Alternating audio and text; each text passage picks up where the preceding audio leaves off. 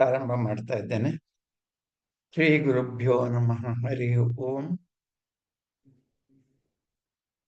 5 ದಿನಗಳ ನನ್ನ ಗೈರು ಹಾಜರಿಯನ್ನ ಉತ್ತಮೋತ್ತಮವಾದ ಉಪನ್ಯಾಸ ಮತ್ತು ಸಂವಾದಗಳ ಮೂಲಕ ಸಂತೋಷಗೊಳಿಸಿದ 5 ಜನ ವಿದ್ವಾಂಸರಿಗೆ ನಾನು ನಮಸ್ಕಾರ ಹೇಳ್ತೇನೆ.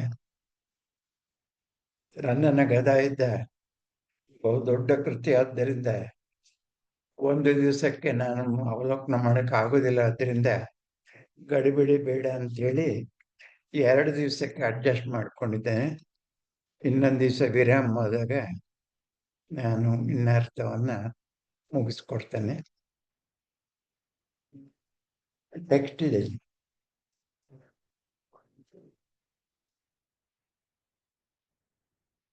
ಗದಾಯುದ್ಧವನ್ನ ಓದುವ ಮುನ್ನ ಒಂದು ಪ್ರಮುಖವಾದ ಸೂಚನೆಯನ್ನು ಕೊಡ್ತೇನೆ. ದುರ್ಯೋಧನ ದುಷ್ಟ ಅಂತ ನಿಮ್ಮ ಮನಸ್ಸಿನಲ್ಲಿದ್ದರೆ ಅದು ನಿಮ್ಮಲ್ಲಿ ಇರಲಿ. ಆದರೆ ಈ ಕೃತಿಯನ್ನ ಓದುವ ಸಮಯದಲ್ಲಿ ಅವನು ದುಷ್ಟ ಅಲ್ಲ ಅನ್ನೋ ಭಾವನೆ ನಿಮ್ಗಿರ್ಬೇಕು. ಬೇಡ, ದುಷ್ಟ ಆದ್ರೂ ಪರವಾಗಿಲ್ಲ, ಅವನ ಮೂಗಿನ ನೇರಕ್ಕೆ ಅವನೇನ್ ಮಾಡ್ತಾ ಇದ್ದಾನೆ ಅದನ್ನ ಸಹಿಸಿಕೊಳ್ಳುವ ಸಹನೆ ನಿಮಗೆ ಬೇಕು. ನಾನು ಏನ್ ಹೇಳ್ತಾ ಇದ್ದೀನಿ ಅಂದ್ರೆ, ದುರ್ಯೋಧನ ಮತ್ತು ಅವನ ಬಂಧುಗಳ, ಅವನ ಕೆಲಸಗಳ, ಅವನ ರಾಜ್ಯಭಾರದ ಹಿನ್ನೆಲೆಯಲ್ಲಿ ನಮಗೆ ಬೇಸರ ಇರ್ಬೋದು. ಆದರೆ ಒಬ್ಬ ವ್ಯಕ್ತಿಯಾಗಿ ಅವನನ್ನ ನೀವು ಸ್ನೇಹದಿಂದ ನೋಡಕ್ ಸಾಧ್ಯವಾದರೆ, ಒಳ್ಳೆಯ ಅಣ್ಣ, ಒಳ್ಳೆಯ ಗಂಡ, ಒಳ್ಳೆಯ ಮಗ, ಅವನ ಮಾನವೀಯ ಭಾವನೆಗಳನ್ನ, ಮೌಲ್ಯಗಳನ್ನ ನೀವು ಗುರ್ಸೋಕ್ ಸಾಧ್ಯವಾದರೆ ಈ ಕಾವ್ಯದ ಮಹತ್ವ ನಿಮ್ಗೆ ಅರ್ಥವಾಗ್ತದೆ. ಮತ್ತೆ ಎರಡನೇದಾಗಿ, ನಾನು ಸ್ವಲ್ಪ ಅವನ ಪಕ್ಷಪಾತವಾಗಿ ಮಾತನಾಡ್ತಾನೆ. ಯಾಕೆಂದ್ರೆ ದ್ರೌಪದಿಗೆ ಅವಮಾನ ಮಾಡ್ದ ಅನ್ನೋ ಹಾಗೆ 100 ಜನಕ್ಕೆ ಬೇರೆಯವರಿಗೆ ಮಾಡ್ದ ಅನ್ನೋದಿಲ್ಲ. ಊರಲ್ಲೂ ಇಲ್ಲ, ಇಲ್ಲೂ ಇಲ್ಲ. ರಾಜನಾದವನು, ಕ್ಷತ್ರಿಯನಾದವನು ದಶರಥನ ಆದಿಯಾಗಿ ಆ ತರಹ ನಿಯಂತ್ರಣ ಇಲ್ಲದೆ ಇರೋರು ಇರ್ತಾರೆ.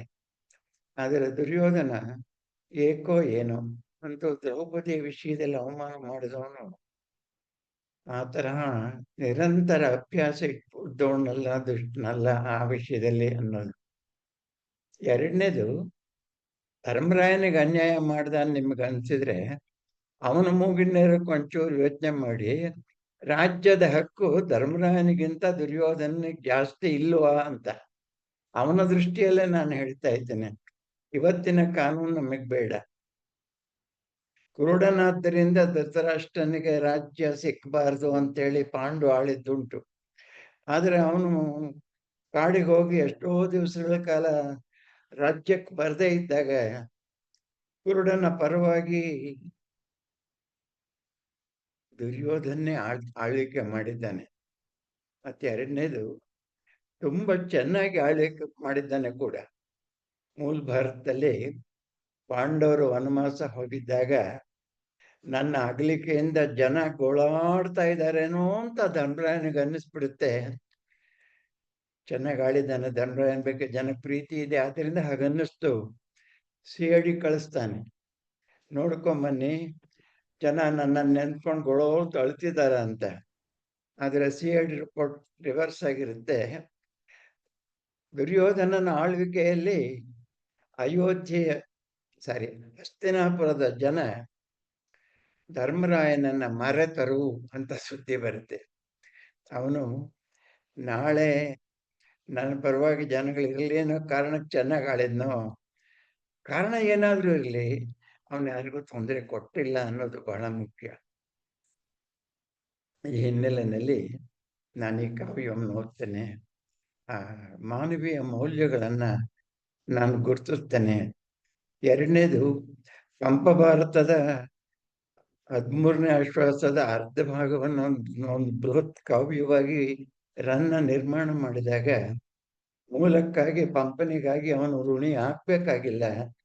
ಯಾಕೆಂದ್ರೆ ಅಲ್ಪವನ್ನ 5% ಇನ್ನು 95% ತಾನು ಸೇರಿಸಿರೋದ್ರಿಂದ 0.5 = 0 ಅಂತ ಇಟ್ಕೋಬಹುದು. ಆ ಹಿನ್ನೆಲೆಯಲ್ಲಿ ರನ್ನನ ಹಿರಿಮೆಗೆ ಏನು ಕೊರತೆ ಇಲ್ಲ ಹೊಂದಿಲ್ಲ. ಎರಡನೇದು, 1,000ದಷ್ಟು ಹಳೆಗನ್ನಡ ಕವಿಗಳಿರುವಾಗ ಶೈಲಿಯ ದೃಷ್ಟಿಯಿಂದ ರನ್ನನ ಸಮಕ್ಕೆ ಪಂಪ ಅಲ್ಲ, ಬೇರೆ ಯಾರೂ ಬರಲಿಲ್ಲ. ಭಾವಕ್ಕೆ ತಕ್ಕ ಬಂಧ, ವಿಶೇಷವಾಗಿ ಗದಾಯುದ್ಧದಲ್ಲಿ ವೀರ ರಸ ಪ್ರಧಾನವಾಗಿರೋದ್ರಿಂದ ಅದಕ್ಕೆ ತಕ್ಕ ಹಾಗೆ ಆಡಂಬರದ ಶೈಲಿಯನ್ನ ಅವನು ಬಳಸ್ತಾನೆ ಬೇಕಾದ ಕಡೆ. ಬೇಡದೇ ಇರೋ ಕಡೆ ತನ್ನ ಸ್ನೇಹಿತ ಸತ್ತಾಗ ಕರ್ಣನನ್ನು ಕುರಿತು ಅಳುವ 21 ಪದ್ಯಗಳಿದೆ, ಚಿಕ್ಕ ಕಂದೆ ಪದ್ಯಗಳು. ಅದೆಷ್ಟು ಸರಳ ಸುಂದರವಾಗಿದೆ ಅನ್ನೋದನ್ನ ನೀವು ನೋಡ್ತೀರಿ. ಇವತ್ತು ಕನ್ನಡ ಸಾಹಿತ್ಯದಲ್ಲಿ 21 ಶೋಕ ಬಿಂದುಗಳು ಅಪೂರ್ವವಾದವು ಅಂತ ಹೇಳಿ ಖ್ಯಾತಿಗೆ ಬಂದಿದೆ. ಅತ್ತಳ ತಾಯಿ ತಿರುಕೊಳವಿನಾಚಿ ಅನ್ನೋದು, ತಿರುಕೊಳವಿನಾಚಿ ತನ್ನ ಮಗ ಶಂಕರ ಸತ್ತಾಗ ಅತ್ತಂತಹ ಭಾಗ ಮನೋಜ್ಞವಾಗಿದೆ ರಾಜಶೇಖರ ವಿಲಾಸದಲ್ಲಿ. ಆದರೆ ಅದಕ್ಕಿಂತಲೂ ಹೆಚ್ಚು ಮನೋಜ್ಞವಾಗಿದೆ ದುರ್ಯೋಧನ ಅಳು. ತನ್ನ ಸ್ನೇಹ ರಣರಂಗದಲ್ಲಿ ಸತ್ತ ಅಪಾರ ಬಂಧುಗಳನ್ನ ಕಂಡು ಅವನ ಕಣ್ಣೀರು ಹಾಕುವಾಗ ನಿಮಗೆ ಮನ ಕರಗುತ್ತೆ, ಅಯ್ಯೋ ಅಂತ. ನಾನು ಆಗ್ಲೇ ಹೇಳಿದ್ದೇನೆ, ದುಷ್ಟ ಅನ್ನೋದೊಂದು ಗಳಿಗೆ ಮರ್ತ್ರೆ ನಿಮ್ಗೆ ಆ ಭಾವನೆಗಳು ಅರ್ಥ ಆಗುತ್ತೆ. 100 ಜನ ಕಣ್ಣೆದರಲ್ಲಿ ತಮ್ಮಂದು ತಪ ತಪ ತಪ ಸಾಯ್ತಾ ಇದ್ರೆ ಅದೆಷ್ಟು ನೋವಾಗ್ಬೇಕು. ರಣರಂಗದಲ್ಲಿ ಇಲ್ಲಿ ರಣರಂಗದ ಭಾಗವೇ ಜಾಸ್ತಿ, ಉಳಿದ ಭಾಗ ಎಲ್ಲ ಗೌಣವಾಗಿ ಹೇಳ್ತಾನೆ. ಸಿಂಹಾವಲೋಕನ ಕ್ರಮದಿ ಪರಿಪಿದಂ ಕವಿರತ್ನಂ ಅಂತ ಆರಂಭದಲ್ಲೇ ಹೇಳ್ಕೊಂಡಿದ್ದಾನೆ. ರಣರಂಗದಲ್ಲಿ ತನ್ನ ಮಕ್ಕಳನ್ನು ಹುಡ್ಕೊಂಡು ಗಾಂಧಾರಿ ಬರ್ತಾ ಇರುವಾಗ ತನ್ನ ತಂದೆ ತಾಯಿಯರಿಗೆ ಎಲ್ಲೋ ನಿನ್ ತಮ್ಮಂದ್ರು ಅಂತ ಕೇಳಿದ್ರೆ ನಾನು ಏನ್ ಹೇಳಿ, ಶತ್ರುಗಳ ಬಾಯಿಗೆ ಹಾಕಿದೆ ಅಂತ ಹೇಳಿ, ನಾನು ನಮ್ಮಮ್ಮನಿಗೆ ಹೇಗೆ ಮುಖ ತೋರಿಸ್ಲಿ ಅಂತ ಹೇಳ್ತಾನಲ್ಲ, ಅದು ನಮಗೆ ಕರಳು ಚುರುಕನ್ನುವಂತಹ ಒಂದು ಸಂದರ್ಭ. ಹಾಗೆ ತನ್ನ ತಮ್ಮ ಹೊಟ್ಟೆ ಬಗ್ದು ರಕ್ತ ಕುಡಿದು ಆ ಹೆಣ ನೋಡುವಾಗ ಅವನಿಗೆ ಎಷ್ಟು ನೋವಾಗುತ್ತೆ ಅಂತೇಳಿ. ಅವ್ರು 4 ಜನ ತುಂಬಾ ಆತ್ಮೀಯರು. ಅದ್ರೊಳಗೆ ಒಬ್ಬ ದುಷ್ಟ ಶಕುನಿ ಅಂದ್ಬಿಟ್ರೆ ದುರ್ಯೋಧನ, ದುಶ್ಯಾಸನ ಮತ್ತು ಕರ್ಣ ಅಪೂರ್ವ ಸ್ನೇಹ ಹೊಂದಿದ್ದಂಥವ್ರು. ಕರ್ಣನ ಸ್ನೇಹದ ಬಗ್ಗೆ ಹಿಂದೊಮ್ಮೆ ನಾನು ಮಾತಾಡಿದ್ದೇನೆ. ಏಕಾಂತದಲ್ಲಿ ದ್ರೌಪದಿ ಭಾನುಮತಿ ಜೊತೆನೆ ಕರ್ಣ ಪಗಡೆ ಆಡಿದ್ದಾನೆ. ಆಗ ನಡೆದ ಘಟನೆ ಒಂದನ್ನ ಪಂಪ ನೆನಪಿಸ್ತಾನೆ. ಅವರಿಬ್ಬರ ಸ್ನೇಹಕ್ಕೆ ಸಾಕ್ಷಿಯಾಗಿ ಕೃಷ್ಣನಿಗೆ ಕರ್ಣನೇ ಹೇಳಿಕೊಳ್ಳುವಂತಹ ಮಾತು. ಈ ಹಿನ್ನೆಲೆಯಲ್ಲಿ ದುರ್ಯೋಧನ ತನ್ನ ತಮ್ಮ ಮತ್ತು ತನ್ನ ಸ್ನೇಹಿತ ಅಳಿದಾಗ ನಾನು ಬದುಕಲಿ, ಅವರಿಬ್ರು ಇಲ್ಲದೆ ಇದ್ಮೇಲೆ ಈ ರಾಜ್ಯ ನನಗೆ ಬೇಡ, ನಾನು ಧರ್ಮ ಜನೋಳ್ ಪುದು ಬಾಳ್ವೇನ್, ಪುದು ಅಂದ್ರೆ ಸುಖ ಕ್ಷೇಮ, ಇವರಿಬ್ಬರಿಗೆ ನಾನು ಪ್ರತೀಕಾರವನ್ನು ತಗೊಳ್ತೇನೆ. ನನ್ನ ತಮ್ಮ ಪ್ರೀತಿಯ ತಮ್ಮ ದುಶ್ಯಾಸನ ಭೀಮನ ಹೊಟ್ಟೆ ಒಳಗಿದ್ದಾನೆ. ಆ ಭೀಮನ ಹೊಟ್ಟೆಯನ್ನು ಪಗೆದು ದುಶ್ಯಾಸನನ್ನು ಹೊರಗೆ ತೆಗಿತೇನೆ. ಅರ್ಜುನನ ಹೊಟ್ಟೆಯಲ್ಲಿ ನನ್ನ ಕರ್ಣ ಇದ್ದಾನೆ, ಅವನನ್ನು ತೆಗಿತೇನೆ. ಅವರಿಬ್ಬರನ್ನ ತೆಗೆದ ಮೇಲೆ ಧರ್ಮ ಜನ ಒಳ್ಪುದು ವಾಳ್ವೇನ್, ನನಗಿನ್ನು ಬದುಕು ಆಸೆ ಇಲ್ಲ. ಹೀಗೆ ಮನ ಪರಿವರ್ತನೆ ಆದಾಗ ಧರ್ಮರಾಯನಲ್ಲಿ ಎಳ್ಕಾಳ ದ್ವೇಷ ಅವನಿಗಿಲ್ದೇ ಇರೋದನ್ನ ಕಂಡಾಗ ಅಯ್ಯೋ ಅಯ್ಯೋ ದುರ್ಯೋಧನ ಸಾಯ್ದೇ ಇರಲಿ ಒಂದು ಹಂತಲ್ಲಿ ನಮಗೆ ಅನ್ನಿಸ್ಬೋದು. ಕುರುಕುಲ ಅರ್ಕನು ಅಸ್ತಮಾನ ಐದಿದ್ದಾರೆ ಅನ್ನೋದು ಕಾವ್ಯದ ಕಡೆ ಮಾತು. ಸೂರ್ಯನು ಮುಳುಗಿದ, ಕುರುವಂಶದ ಸೂರ್ಯನು ಮುಳುಗಿದ ಅಂತ.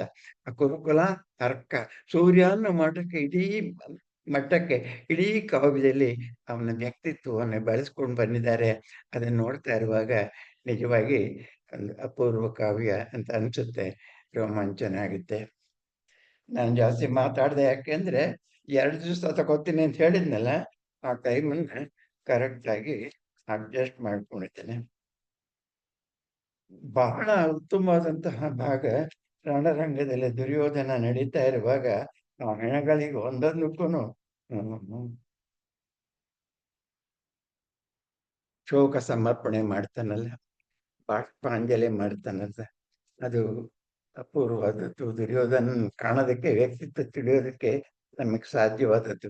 ದ್ರೋಣರನ್ನ, ಭೀಷ್ಮರನ್ನ ಇತ್ಯಾದಿಗಳನ್ನ ಅವನು ರಾಜ್ಯಭಾರದ ಹಿನ್ನೆಲೆಯಲ್ಲಿ ಎಷ್ಟೇ ದ್ವೇಷಿಸಿರ್ಬೋದು, ಆದರೆ ಅಂತರಂಗದಲ್ಲಿ ದ್ರೋಣರ ಬಗ್ಗೆ ಇದ್ದ ಗೌರವ, ಭೀಷ್ಮರ ಬಗ್ಗೆ ಇದ್ದ ಗೌರವ, ಅದನ್ನೆಲ್ಲ ನಾವು ಓದುವಾಗ ಅಯ್ಯೋ ಅಂತ ಅನ್ಸುತ್ತೆ. ಅತಿ ದುರ್ಯೋಧನನ ಅಂತರಂಗದ ಇನ್ನೊಂದು ಮುಖವನ್ನ ಆ, ಕವಿ ಅನಾವರಣ ಮಾಡ್ತಾನೆ. ವ್ಯಾಸ ಭಾರತಕ್ಕೆ ವಿರೋಧವಲ್ಲದ ರೀತಿಯಲ್ಲಿ ಅಲ್ಲಿಯ ಭಾವವನ್ನೇ ದ್ರೋಣರ ಸಾವನ್ನು ಕಂಡು ನೋಡ್ತಾನೆ. ಪಿನಾಕ ಪಾಣಿಯುಂ ನೆರೆಯನು, ನಿಮ್ಮ ಸಾಮರ್ಥ್ಯಕ್ಕೆ ಪಿನಾಕವೆಂಬ ಜಗತ್ತಿನಲ್ಲೇ ಶ್ರೇಷ್ಠವಾದ ಧನಸ್ಸನ್ನು ಹಿಡಿದ ಶಿವನು ಕೂಡ ಯುದ್ಧದಲ್ಲಿ ನಿಮ್ಮ ಸಮಕ್ಕೆ ಶೌರ್ಯವನ್ನ ತರಲಾರ. ಆದರೆ ಎಂತಹ ನೀವು ಸೋತದ್ದು ಹೇಗೆ ಅಂದ್ರೆ, ಎನ್ನ ಕಥದಿಂ, ನನ್ನ ಕಾರಣಕ್ಕಾಗಿ ನೀವು ಮರಣ ಹೊಂದಿದ್ದೀರಿ. ಅಯ್ಯೋ ಅಂತ ಹೇಳ್ತಾನೆ. ಆ ಭಾಗಗಳನ್ನ ನಾನಿವತ್ತು ಓದ್ತೇನೆ. ತನ್ನ ತನ್ನ ಕೃತಿಯನ್ನು ಹೇಳುವಾಗ ಇದನ್ನ ವಿಮರ್ಶೆ ಮಾಡೋರಿಗೆ, ಪರೀಕ್ಷೆ ಮಾಡೋರಿಗೆ 8 ಎದೆ ಇರಬೇಕು ಅಂತ ಹೇಳ್ತಾನೆ. ಹಳೆಗೆ ನಡೆದ ಎಲ್ಲ ಕಾವ್ಯಗಳು ಹಾಗೆ ಜಂಬ ಹೊಡ್ಕೊಂಡಿದ್ದಾರೆ.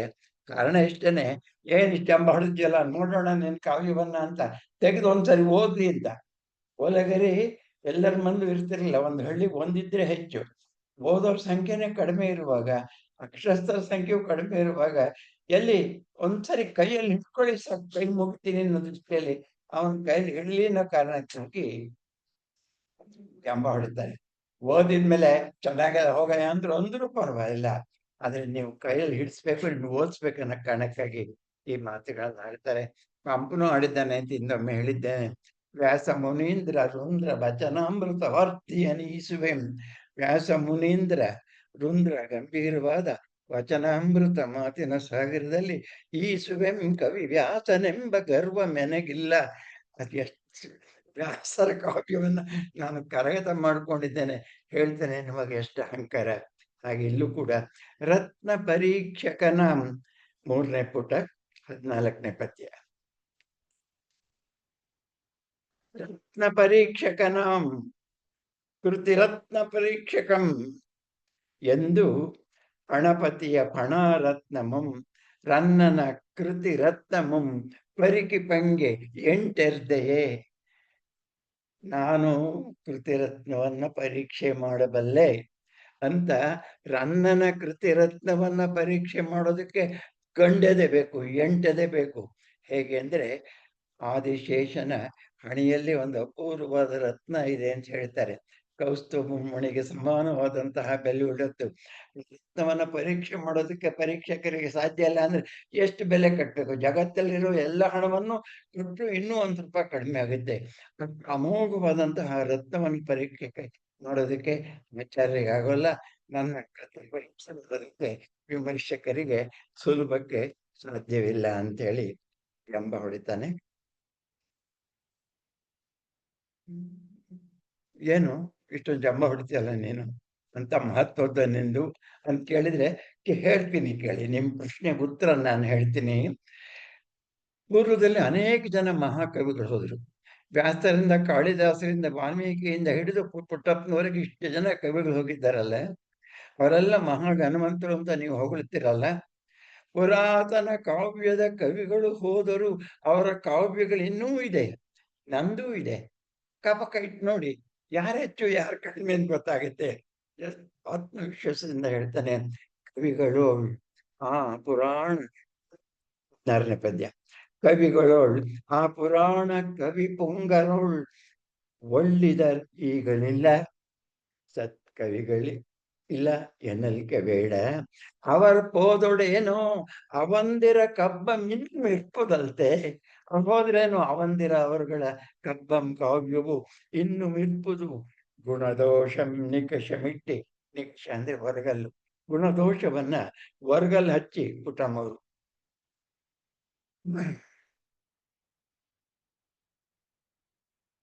ಎಲ್ಲ ಹೋಯ್ತು. ಅವಂದಿರ ಕಬ್ಬಮಿನ್ನು ಮಿರ್ಪುವು ಗುಣದೋಷಮಂ ನಿಕಷಮಿಟ್ಟು ಪರೀಕ್ಷಿಸಿ ನೋಡಿ ತಾಮೆ ಪೇಳವೆ.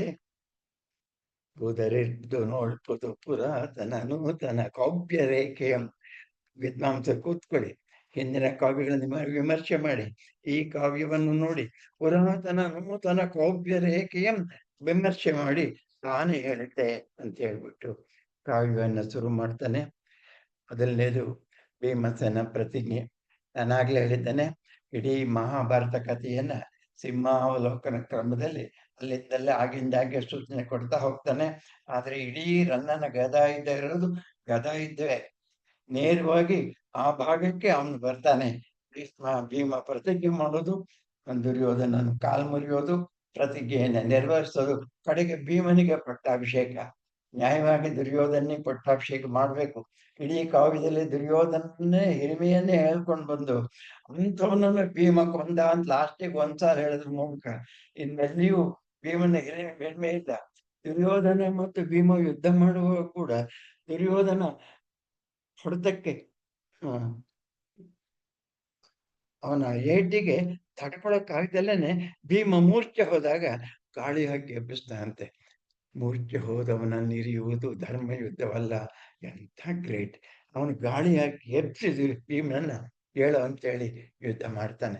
ಹಾಗೆ ಹಿರಿಮೆ ತೋರಿದ ದುರ್ಯೋಧನನ್ನು ಉದ್ದಕ್ಕೂ ಬೆಳೆಸಿ ಕಾವಿದ ಕಡೆಯಲ್ಲಿ ಭೀಮ ಕೊಂದ ಅನ್ನೋದ್ರ ಮೂಲಕ ಭೀಮ ಹೆಚ್ಚು ಅಂತ ಒಂದ್ ಸಾಲಿನಲ್ಲಿ ಮುಗಿಸ್ತಾನೆ. ಆದ್ರೆ ಭೀಮ ನಮ್ಮ ಮನಸ್ಸಿನಲ್ಲಿ ಉಳಿಯೋದಿಲ್ಲ ಕಾವ್ಯದುದ್ದಕ್ಕೂ ಕೂಡ.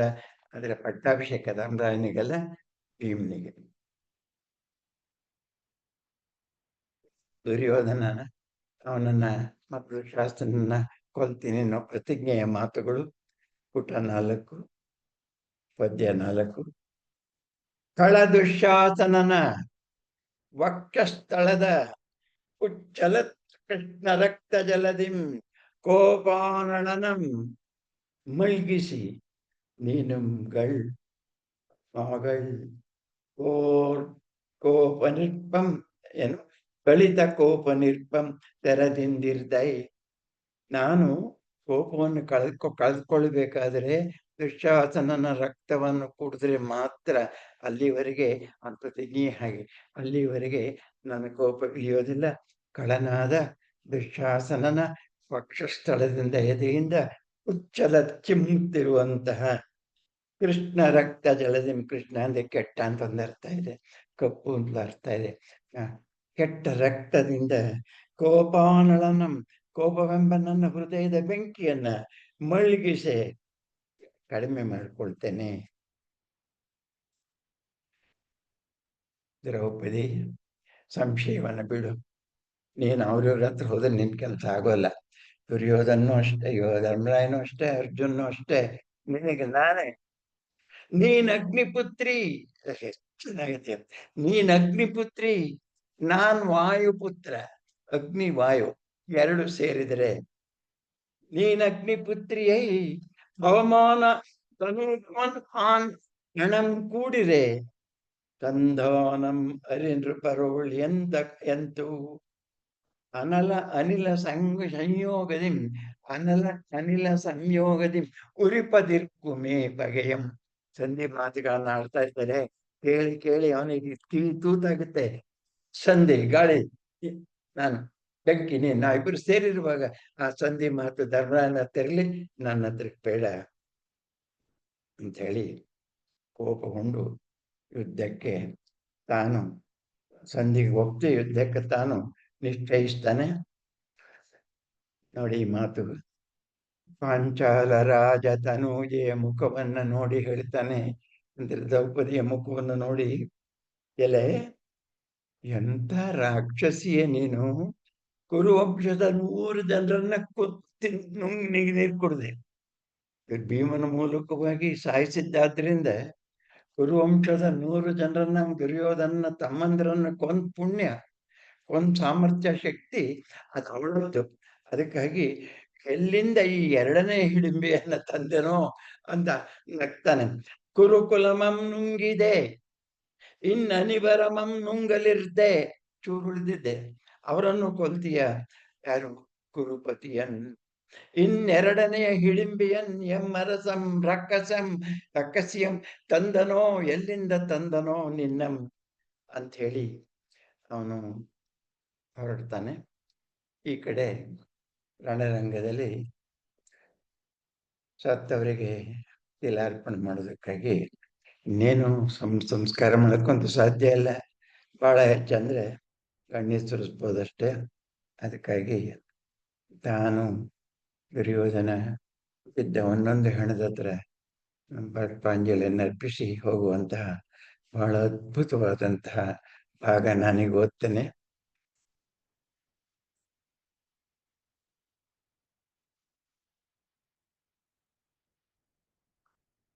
ಅಶ್ವತ್ಥಾಮನ ಬಗ್ಗೆ ನಮಗೆ ಗೊತ್ತು. ಅವನು ರುದ್ರಾವತಾರಿ. ಅವನ ಅಪ್ಪ ದ್ರೋಣ ಯುದ್ಧದಲ್ಲಿ ಪಿನಾಕಧರನಾದ ಶಿವನಿಗೆ ಸಮ. ಇವರನ್ನೆಲ್ಲ ಇಟ್ಕೊಂಡು ನಾನೇ ಯಾಕೆ ಸೋತೆ? ಒಳ್ಳೆ ಪ್ರಶ್ನೆ ಕೇಳ್ತಾನೆ. ಅಶ್ವತ್ಥಾಮ ರುದ್ರಾವತಾರಿ. ದ್ರೋಣರು ಜಗತ್ತಿನಲ್ಲಿ ಬಿಲ್ವಿದ್ಯೆಯಲ್ಲಿ ಅವರಿಗೆ ಸಮನಾದವರು ಬೇರೆಯೇ ಇಲ್ಲ, ಧನುರ್ವೇದವೇ ರೂಪು ತಳೆದು ಭೂಮಿಗೆ ಬಂದಿದೆಯೋ ಅನ್ನುವಂತಹ ಮಹಾತ್ಮರು. ಈ 2 ಜನ ಇದ್ಮೇಲೆ ಭೀಷ್ಮರ ಮಾತಿರ್ಲಿ, ಗುಂಡಾಳಿಗಳು ಇಟ್ಟಿರುವಾಗ ನಾನು ಯಾಕೆ ಸೋತೆ? ಯಾಕೆಂದ್ರೆ ಏನೋ ಮಿಸ್ಟೇಕ್ ಆಗಿದೆ. ಅವರು ಧನುಸ್ಸಿನ ಕೈಲಿ ಹಿಡಿದು ಬಲಗೈನಲ್ಲಿ ಬಾಣವನ್ನ ತಂದು ಧನುಸ್ಸಿನ ಹಗ್ಗಕ್ಕೆ ಮುಟ್ಟಿಸಿದ್ದೇ ನಾನು ಕಾಣಲಿಲ್ಲ. ಅಸುಹೃತ್ಸೇನೆಗೆ ಸಲ್ವನೋರ್ವನೇ ಗಡಂ ರುದ್ರಾವತಾರಂಗಡ. ಅಸುಹೃತ್ ಶತ್ರುಗಳ ಸೇನೆಗೆ ಸಾಲ್ವನ್ ಓರ್ವನೇ ಗಡ ರುದ್ರಾವತಾರಂಗಡ. ಅವನು ರುದ್ರಾವತಾರಿ ನುಸಲೋಳ್ ಕಣ್ಗಡ ಎಂದು ನಚ್ಚಿ ಪರದೆಂ ತಾನಕ್ಕೆ ತಮ್ಮಮ್ಮನಕ್ಕೆ. ಅಮ್ಮ ಅಂದ್ರೆ ಗಂಡ. ತಾನಾಗ್ಲಿ ಅವರಪ್ಪ ಆಗ್ಲಿ ಇಸಲಂಬಂ ತಿರುವಾಗೆ ತಂದರಿವರೆ.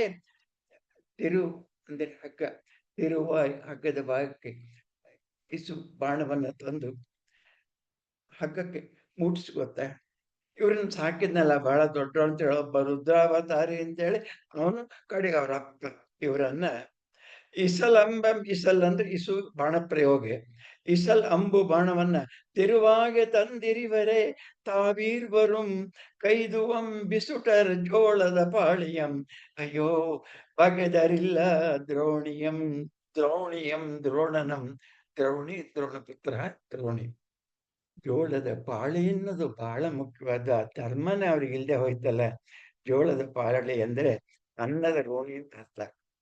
ನಾನು ಇಷ್ಟು ವರ್ಷ ಸಂಬಳ ಕೊಟ್ಕೊಂಡು ಸಾಕಿದ್ದೆ ಯಾಕೆ ಅಂದ್ರೆ ಯುದ್ಧ ಬಂದಾಗ ಅರಳಿ ಹಾಕ್ದೇ ಇರಲಿ ಅಂತ. 10 ವರ್ಷಗಳ ಕಾಲ ನಿರಂತರ ಸೇನಾಧಿಪತಿಯಾಗಿ ಸಂಬಳ ತಗೊಂಡಿದ್ದಾನೆ. ಯುದ್ಧ ಶುರುವಾದ ಅಂದಾಗ ಲೀವ್ ಲೆಟರ್ ಕೊಡ್ತಾನೆ. ಅದು ಜೋಳದ ಪಾಳಿ ಇಲ್ಲದೆ ಇರೋ ಅಧರ್ಮದ ಮಾತು. ಇವರು ನನಗೆ ಮಾಡಿದ್ದ ಅದೇನೆ. ಯುದ್ಧ ರಂಗದಲ್ಲಿ ನನಗೆ ಗೆಲುವು ತಂದು ಕೊಡ್ಲಿಲ್ಲ. ಏನ್ ಮಾಡ್ದ ಅವನು? ಶಸ್ತ್ರ ಸನ್ಯಾಸ ಮಾಡಿ ಹೋದ ದ್ರೋಣ.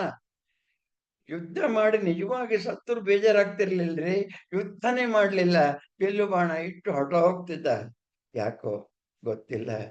ಓ ಜಂಗಡ, ಓ ಜಾಂದ್ರಿಗಳು, ಅಯ್ಯೋ ಇಂಥವ್ರು ನನಗೆ.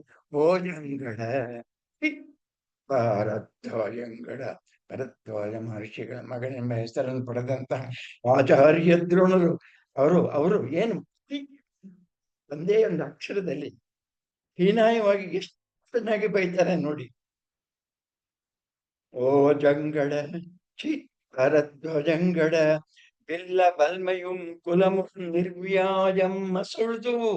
ಬಿಲ್ಲ ಬಲ್ಮೆಯೂ ಹಾಳಾಯ್ತು, ನೀವು ಧನುರ್ವೇದ ವಿದ್ಯಾ ಪರಂಗತರು ಹೆಸರು ಹಾಳಾಯ್ತು, ನಿಮ್ಮ ವಂಶ ಗೌರವ ಹಾಳಾಯ್ತು, ಎಲ್ಲ ಕಳ್ಕೊಂಡ್ರಿ. ನಿರ್ವ್ಯಾಜಂ, ವ್ಯಾಜ ನೆಪ, ನಿರ್ವ್ಯಾಜ ಕಾರಣವಿಲ್ಲದೆ ಮಸುಳಿದವು ತನೂಜರಂ ಪಕ್ಕದೊಳೆ ಪಾಳಿಗೆಡೆಗಳ್ತಿದ್ದರೆ. ಬಹಿರಂಗದಲ್ಲಿ ಕೌರವ, ಅಂತರಂಗದಲ್ಲಿ ಪಾಂಡವರ ಕಡೆಗೆ. ದೇಹ ಕೌರವರ ಕಡೆ, ಸಂಬಳ ಕೌರವರದ್ದು, ಅಂತರಂಗ ಪಾಂಡವರ ಕಡೆ. ಆದ್ದರಿಂದ ಪಾಂಡವರ ಕಡೆ ಇದ್ದದ್ರಿಂದ ನೀವು ಪಾಡೆ ಕಿಡೆ ಕ್ರಮ ಬಿಟ್ಟು ನಡೆದ್ರಿ.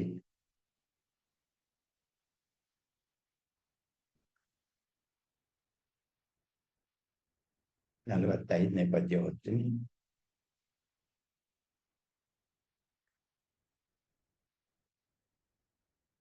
ಪುಟ 17, ಪದ್ಯ ಸಂಖ್ಯೆ 45.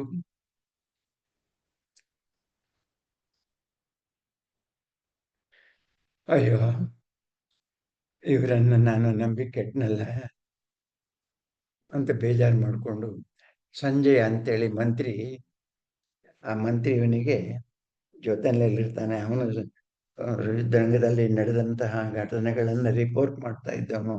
ಧೃತರಾಷ್ಟ್ರನಿಗೆ ವ್ಯಾಸರ ಅನುಗ್ರಹದಿಂದ ಅವರಿಗೆ ಒಂದು ಸಿಐಡಿ ಎಂಥದ್ದು ಅದ್ಭುತವಾದ ಕಣ್ಣಿತ್ತು, ದೂರದ್ದನ್ನು ಕಾಣುವಂಥ ಗ್ರಹಣ ಮಾಡುವ ಕಣ್ಣು.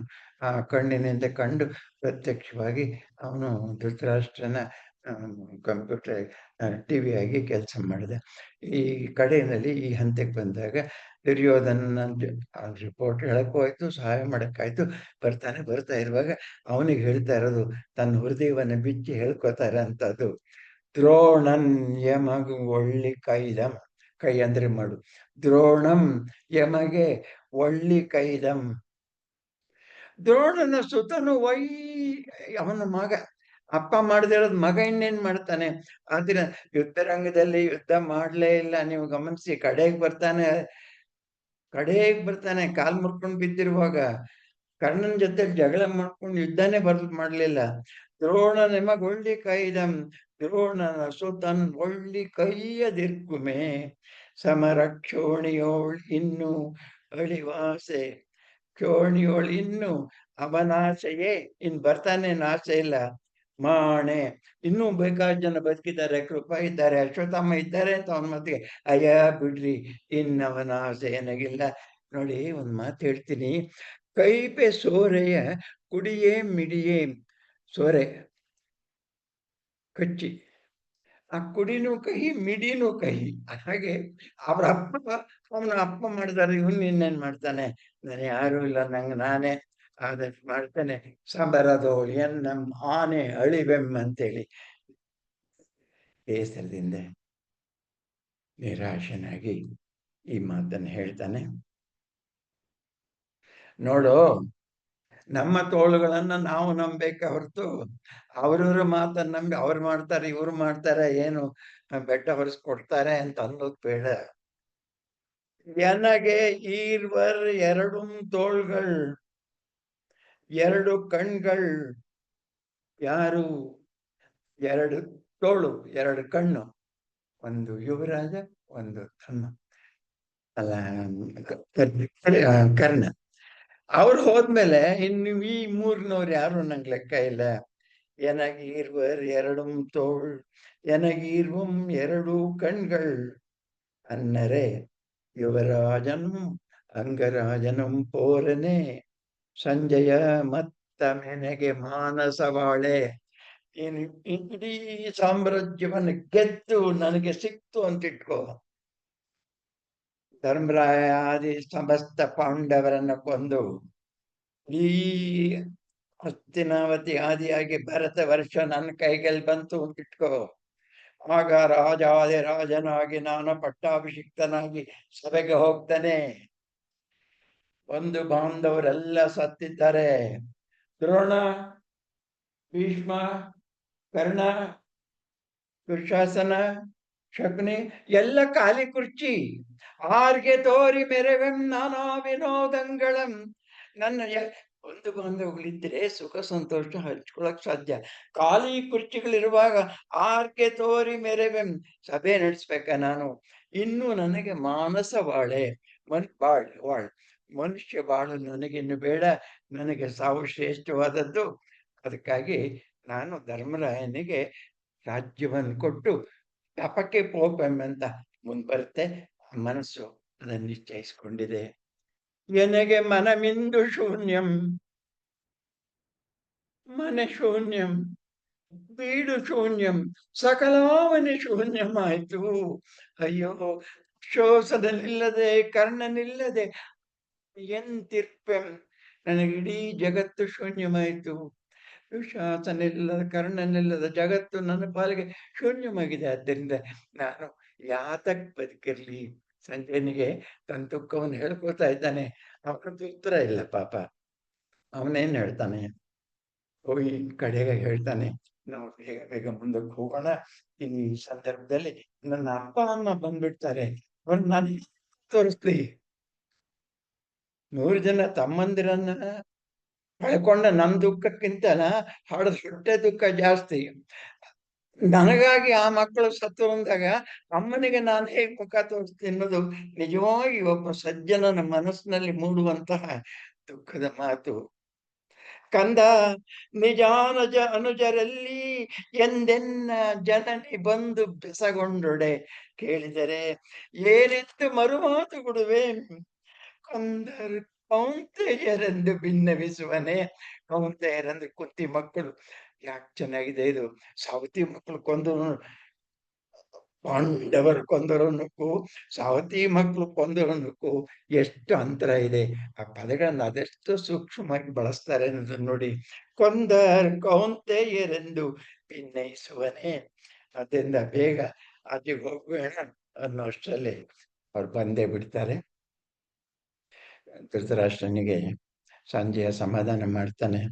ನೀವು ನಿಮ್ಮ ದುಃಖನ ಹೊಟ್ಟೆಲಿ ಇಟ್ಕೊಳ್ಳಿ. ಅವನು 100 ಜನ ಕಳ್ಕೊಂಡು ಅವನಿಗೂ ದುಃಖ ಆಗಿರುವಾಗ ಅವನೊಂಚೂರು ಸಮಾಧಾನ ಮಾಡದೆ ನಿಮ್ಮ ದುಃಖವನ್ನೇ ದೊಡ್ಡದು ಮಾಡ್ಕೊಳ್ಳೋದಲ್ಲ, ಸಮಾಧಾನ ಮಾಡ್ಕೊಳ್ಳಿ ಅಂತೇಳಿ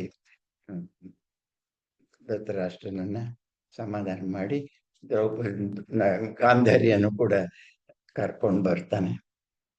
ವೃದ್ಧ ರಾಜ ದುರ್ಯೋಧನನ ಕಡೆಗೆ ತಿರುಗಿ, ಅಯ್ಯೋ ಅಯ್ಯೋ, ನಿನ್ನ ತಾಯಿ ವೀರ ಶತ ಜನನಿಯಾಗಿದ್ದಳು. ವೀರ ಶತ ಜನನಿ, 100 ಜನ ಗಂಡು ಗುಂಡಾಳುಗಳ ಅಮ್ಮ ಅಂತ ಊರಲ್ಲೆಲ್ಲ ಹೆಸರಾಗಿದ್ಲು. ಈಗ ಊರಲ್ಲೆಲ್ಲ ಹೇಳ್ತಾರೆ ದುಃಖ ಶತ ಜನನಿ, 100 ದುಃಖಗಳ ಅಮ್ಮ ಅಂತೇಳಿ. ಅಯ್ಯೋ, ಇದನ್ನ ಹೇಗ್ ಕಾಣ್ಲಿ. ವೀರ ಶತ ಜನನಿಗೆ ಗಂಧಾರಿಗೆ. ಪುಟ 22 ಪದ್ಯ 12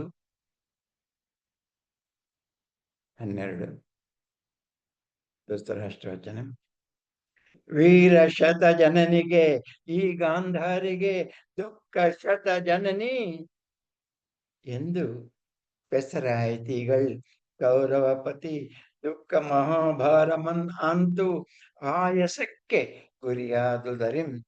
ಅವನಿಗೆ ದುಃಖದ ಆಯಾಸ ಉಂಟಾಗೋದಕ್ಕೆ ಕಾರಣ ಈ ತಾಯಿ 100 ಶತ ಜನನಿ, ದುಃಖ ಶತ ಜನನಿ ಅಂತ ಹೆಸರಾಯಿತು ಅಂಥೇಳಿ ಮುಂದೆ ಬರ್ತಾ ಇರುವಾಗ ಸಂಜಯನಿಗೆ ಹೇಳ್ತಾನೆ ದುರ್ಯೋಧನ, ಸಾಧಿಸುವೆಂ ಫಲ್ಗುಣನಿಂ ಸಾಧಿಸುವೆಂ ಪವನ ಸುತನ ಬಸ್ರಿಂ. ದುಶ್ಯಾಸನನ್ನ ಭೀಮನ ಹೊಟ್ಟೆಯಿಂದ ತೆಗಿತೇನೆ. ಕರ್ಣ ದುಶ್ಯಾಸನಂ ತೆಗೆವೆಂ ನಿರ್ದೋಷಿ ಬಳಿಕೆ ಯಮರಾಜನೋಳ್ ಪುದುವಾಳ್ವೆಂ. ದುರ್ಯೋಧನ ಹಿರಿಮೆಯನ್ನ ಗುರುತಿಸೋದಕ್ಕಾಗಿ ಈ ಮಾತನ್ನು ಮೊದಲೇ ಹೇಳಿದ್ದೇನೆ, ಇನ್ನೊಮ್ಮೆ ಓದ್ತೇನೆ. ಆ ಯುವರಾಜನೋಳ್ ಯಮಜನೋಳ್ ಯಮಪುತ್ರನಾದ ಧರ್ಮರಾಜನಲ್ಲಿ ಪುದುವಾಳೆ. ನನಗೆ 2 ಡ್ಯೂಟಿ ಉಳಿದಿದೆ. ಅದು ಅರ್ಜುನನ ಹೊಟ್ಟೆಯಿಂದ ಕರ್ಣನನ್ನು ತೆಗೆಯೋದು, ಭೀಮನ ಹೊಟ್ಟೆಯಿಂದ ನನ್ನ ತಮ್ಮ ದುಶ್ಯಾಸನನ್ನು ತೆಗೆಯೋದು. ಎರಡಾದ್ಮೇಲೆ ನಿರ್ದೋಷಿ ಬಳಿಕೆ ದೋಷರಹಿತನಾದ ಪರಮ ಸತ್ಯಸಂಧನಾದ ಶ್ರೇಷ್ಠನಾದ ಧರ್ಮರಾಯನಲ್ಲಿ ಕ್ಷೇಮವಾಗಿ ಬದುಕ್ತೇನೆ ಅಂತ ಹೇಳಿದ್ರು. ಸಾಯ್ಬೇಕು ನನ್ನ ನಿಶ್ಚಯ ಅವನಿಗೆ ಬಂದಾಗಿದೆ. ಹೀಗೆ ಮಾತಾಡ್ತಾ ಸಂಜಯನ ಜೊತೆ ಮುಂದೆ ಬರ್ತಾ ಇರುವಾಗ ರಣರಂಗ ಪ್ರವೇಶ ಮಾಡ್ತಾನೆ. ಆಗ್ಲೇ ಹೇಳಿದ್ದಾನೆ, ಅಲ್ಲಿ ಒಂದೊಂದು ಶವಗಳನ್ನು ಕಂಡಾಗ ಅವನು ಕಣ್ಣೀರಿಡುವಾಗ ಅವನ ನಿಜವಾದ ಮಾನವೀಯ ಹೃದಯವನ್ನ ನಾವು ನೋಡ್ತೇವೆ. ಆ ಗಳಿಗೆಯಲ್ಲಿ ಆ ಅಪಾರವಾದ 100 ಹೆಣಗಳ ಮುಂದೆ ಆ ರಾಜ ಅಳೋದನ್ನು ನೋಡುವಾಗ ನಮಗೆ ಚಿತ್ತಿಸ್ಕೊಳಕ್ ಸಾಧ್ಯ. ಆದ್ರೆ ನಮಗೂ ಕೂಡ ಕಣ್ಣಲ್ಲಿ ಒಂದು ಹನಿ ನೀರು ಬರ್ತಾ ಇದ್ದಾನೆ. ರಾಜ ಅರಮನೆಯಲ್ಲಿ ನುಣುಪಾದ ನೆಲದಲ್ಲಿ ರತ್ನಗಂಪಿಲೆ ಹಾಸಿರುವಾಗ ನಡೆದು ಮಾತ್ರ ಗೊತ್ತಿರುವಂತಹ ರಾಜ ಇವತ್ತು ಎಲ್ಲಿ ಬರ್ತಿದ್ದಾನೆ? 100 ಕತ್ತಿಗಳು, ಆಯುಧಗಳು ಮುರಿದು ಬಿದ್ದು ಹೆಣ್ಣುಗಳ ನಡುವೆ ಅವುಗಳೆಲ್ಲ ಕಾಲಿಗೆ ಚುಚ್ತಾ ಇರೋದು, ಅದನ್ನು ತುಳ್ಕೊಂಡು ಬರ್ತಿದ್ದಾನೆ. ಚಪ್ಪಲಿ ಇಲ್ಲ, ಬಿದ್ರಿ ಹಿಡ್ಕೊಳ್ಳೋ ಕಾಳಿಲ್ಲ, ಏಕಾಂಗಿ ವೀರ. ಉಳಿದಿರ್ತ ಕೈದು ಆಯ್ದೆ ನೆತ್ತರ ಕಡಲೊಳಗೆ ಅಡಿಗಡಿಗೆ ತಳಮನು ಉಚ್ಚುತ್ತಿರೆ. ಪಾದತಳ ಚುಚ್ಚುತ್ತಿರಲು ಕಾಲಿಡಲು ಎಡವಡಿಯದೆ ಎಡೆ ಸಿಕ್ಕದಲನೆ ಕಾಲಿಡಕ್ಕೆ ಕುರುಪತಿ ತಡಿಗ ಬೆಣಂಗಳನೆ ಮೆಟ್ಟಿ ಮೆಲ್ಲನೆ ನಡೆದ. ದುರ್ಯೋಧನ ವಿಲಾಪ 5ನೇ ಭಾಗ 25ನೇ ಪದ್ಯ 25ನೇ ಪುಟ. ನಡೆಯೋಕ್ ಜಾಗ ಇಲ್ಲದೆ ಹೆಣಗಳನ್ನ ತುಳ್ಕೊಂಡು ಹೋಗ್ತಾನೆ ಅನ್ನೋ ಮಾತು. ಹಾಗೆ ಯೋಚನೆ ಮಾಡಿ, ತನ್ನ ಬಂಧು ಬಾಂಧವರ ಹೆಣಗಳನ್ನ ತಾನು ಸಂಸ್ಕಾರನೂ ಮಾಡಕ್ಕಾಗಿಲ್ಲ, ನನ್ನ ಡ್ಯೂಟಿ ತುಳ್ಕೊಂಡು ಹೋಗ್ಬೇಕು ಆ ಸ್ಥಿತಿ ಬಂತ. ನೋಡ್ತಾ ಇದ್ದಾನೆ, ಸಂಜಯನಿಗೆ ಕಿತ್ತು ಹೃದಯ ಕಿತ್ತು ಬರ್ತಾ ಇದೆ. ಹಾಗೆ ಬರ್ತಿರುವಾಗ ಒಂದು ಆಯುಧದ ಧಾರೆ, ಶಾರ್ಪ್ ಎಡ್ಜ್ ಚುಚ್ಚುತ್ತೆ. ಅಯ್ಯೋ, ವಿಧೋತ್ತರ ವಿಷಯದ ಇಲ್ಲಿ ನಡೆಯುವಂತಾಯ್ತೆ ನಿಮಗೆ. ಅಯ್ಯೋ, ಆಯುಧ ಚುಚ್ಚಿದ್ದಕ್ಕೆ ನಂಗೆ ನೋವೇ ಆಗೋದಿಲ್ಲ. ಅಯ್ಯೋ, ಆ ದುಶ್ಯಾಸನ ಕರ್ಣನ್ ಕಳ್ಕೊಂಡ್ ನೋವಿಗೆ ಈ ನೋವು 100ರಲ್ಲಿ 1 ಭಾಗ ಇಲ್ಲ. ದೈಹಿಕವಾದ ನೋವನ್ನು ಸಹಿಸಿಕೊಳ್ಳೋದು ವೀರ ಕ್ಷತ್ರಿಯನಿಗೆ ಸಹಜವಾಗಿ ಬಂದಿರುತ್ತೆ, ಅದನ್ನು ಅಭ್ಯಾಸ ಮಾಡಿರ್ತಾರೆ. ಆದರೆ ಹೃದಯಕ್ಕಾದ ನೋವಿದೆಯಲ್ಲ, ಇದನ್ನ ನಾನು ಹೇಗೆ ತಂದ್ಕೊಳ್ಳಿ? ತನುಜಾನುಜರ, ಪುಟ 25, ಪದ್ಯ 4, ದುರ್ಯೋಧನ ವಿಲಾಪ. ತನುಜಾನುಜರ ವಿಯೋಗದ ಮನಕ್ಷತಂ, ವಿಯೋಗದ ಅಳುವಿಕೆಯ ಮನಕ್ಷತಂ, ಮನಸ್ಸಿಗೆ ಆದ ಕ್ಷತ ಅಂದರೆ ಗಾಯ, ನೋಯಿಸಲ್ಕೆ ನೆರೆಯವು. ಸಮರಾವನಿಯೋಳು ಉಳಿದಿದ್ದ ಕೈದುಗಳು, ಆಯುಧಗಳು ಇನಿಸು ಸ್ವಲ್ಪವಾದರು, ನೋಯಿಕಮೆ ವಜ್ರ ಮನನ್ ಅಪ್ಪ ಎನ್ನಂ. ಸಂಜೆಯ ಯೋಚಿಸ್ಬೇಡ, ಈ ನೆಲದಲ್ಲಿ ಬರೋದಕ್ಕೆ ನನ್ ಕಷ್ಟ ಆಯ್ತು ಅಂತ ನೀನು ಅನ್ಕೋಬೇಡ ಅನ್ನುವಾಗ ಒಂದೆರಡು ಪಿಶಾಚಿಗಳು ಗುಟ್ ಮಾತಿಟ್ಕೊತವೆ. ಆ ರಣರಂಗದಲ್ಲಿ ಅಪಾರವಾಗಿದ್ದಂತಹ ಮಾಂಸವನ್ನ, ರಕ್ತವನ್ನ, ಸ್ವಲ್ಪ ಭೋಜನವನ್ನು ಮಾಡೋದಕ್ಕಾಗಿ ಆ ಭೂತ ಬೇತಾಳುಗಳು ಬಂದು ನೆರೆದಿದ್ದಾರೆ. ಅವು ಗುಟ್ ಮಾತಾಡ್ಕೋತವೆ. ಬಹಳ ಅದ್ಭುತವಾದ ಪ್ರಸಂಗ. ಕವಿ ಯೋಚನೆ ಮಾಡಿದ್ದಾನೆ. ಗುಟ್ ಮಾತಾಡ್ಕೋತಾ ಇರುವಾಗ ಇಡೀ ಪ್ರಕೃತಿಯೇ ಶಿವನ ಪಕ್ಷ, ಬಂದಿರೋ ದುರ್ಯೋಧನ ಶತ್ರುಪಕ್ಷ, ಭೂತ ಬೇತಾಳಿಗೆ ಕೂಡ. ಅದರಿಂದ ಮಾತಾಡ್ಕೊಳ್ಳುವಾಗ ಅವನಿಗೆ ಕೇಳೋ ಹಾಗೆ ಚುಚ್ಚು ಮಾತುಗಳನ್ನ, ಹೊಟ್ಟೆ ಉರಿಯೋ ಮಾತುಗಳನ್ನ ಆಡ್ತಾರೆ. ಬಹಳ ಚೆನ್ನಾಗಿದೆ. ಒಂದು ಹುಲ್ ಮರಳು, ಒಂದು ಸಮಾನವಾದಂತಹ ಮರಳು ಹೇಳಿದ್ದೆ ನೋಡು ಫ್ರೆಂಡು. ಗುರುವಿನ ನೆತ್ತರಂ ಕುಡಿವನ ಪೊಡೆ ಇನ್ನುಂ ಮೊಳಂ,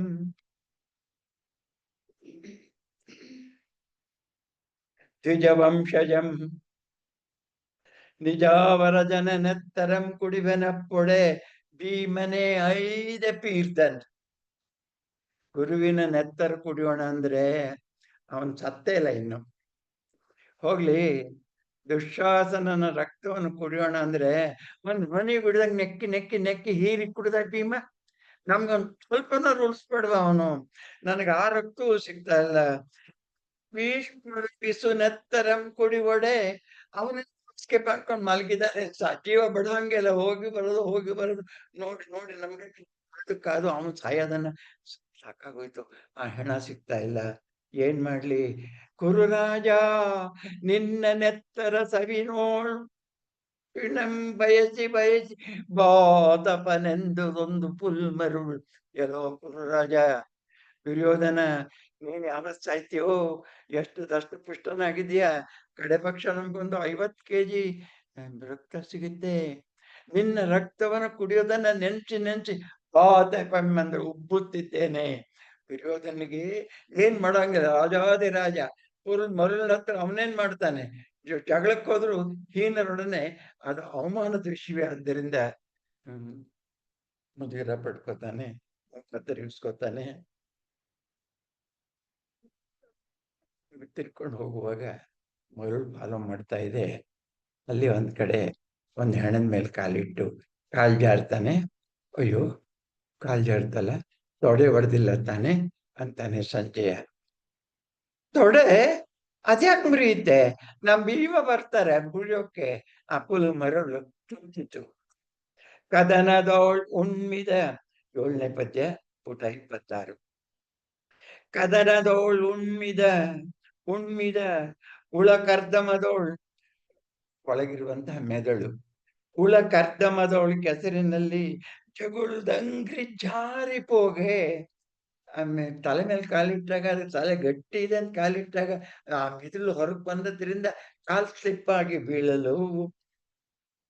ಕಂಜೆಯ ನೀಲೇಶ್ವರನ್ ಪಿಡಿದು ಊರು ಭಂಗಮಾಗದೆ, ಕಾಲ್ ತೊಡೆ ಮುರಿಲಿಲ್ಲ ತಾನೆ ಅಂದಾಗ ಆಗದೆ ವಲಂ ಆಗದೆ ಆಗೋದಿಲ್ವಾ? ನಿಶ್ಚಯವಾಗಿ ಮರುಳು ಒಂದೆಡೆ ಹೋಗಿ ಭೀಮ ಕೋಪದೆ ನಿನಗೆ ಊರು ಭಂಗಮ ಆಗದೆ ಹುಕುಮಿ ಕೌರವೀಶ್ವರ. ಭೀಮನ ಕೋಪದಿಂದ ನಿನ್ನ ತೊಡೆ ಒಡೆಯೋಕ್ ಕಾಯ್ತಾ ಇರುವಾಗ ನೀನ್ಯಾಕೆ ಇಲ್ಲಿ ಬೇರೆ ಕಡೆ ಕಾಲ್ ಜಾರಿ ಬಿದ್ದು ಕಾಲ್ ಮುರ್ಕೋತೀಯ? ಕಾಯ್ಕೋ, ಬರ್ತಾನೀಗ ಭೀಮ. ಭೀಮ ಕೋಪದೆ ನಿನಗೆ ಊರು ಭಂಗಮ ಆಗದೆ ಪೋಕುಮೆ. ಹೀಗೆ ಈ ಮರುಳ ಮಾತಿನೊಳೇನೆಂದು, ಮರುಳುಗಳ ಮಾತಿನಲ್ಲಿ ಹುರುಳಿಲ್ಲ. ಇವ್ರ ಮಾತು ನಾನ್ಯಾಕೆ ಕೇಳ್ಬೇಕು? ಚಿಚ್ಚಿ, ಅವರದ್ದು ಮಾತಾಡೋದು ಅಸಖ್ಯ, ಮಾತು ಕೇಳೋದು ಅಸಖ್ಯ. ಆದ್ದರಿಂದ ದುರ್ಯೋಧನ ಮುಖವನ್ನು ತಿರುಗಿಸಿ ನೋಡಿದಾಗ, ಏಯ್ ರಾಜ ನಿಲ್ಲು. ಯಾರು ಯಾರು ಮರುಳು? ಭೀಮನನ್ನು ಇನಿತರ್ಕೆ ತಂದ. ಏಯ್, ಭೀಮನಂ ಇನಿತರ್ಕೆ ತಂದ ನೀ ಮರುಳನು? ನನ್ನ ಬಂಧು ಬಾಂಧವರು ಜೊತೆ ನನ್ನ ಪಾಡಿನ ಹೆಣ ತಿನ್ಕೊಂಡು ಬಿದ್ದಿರೋ ನಾನ್ ಮರುಳು?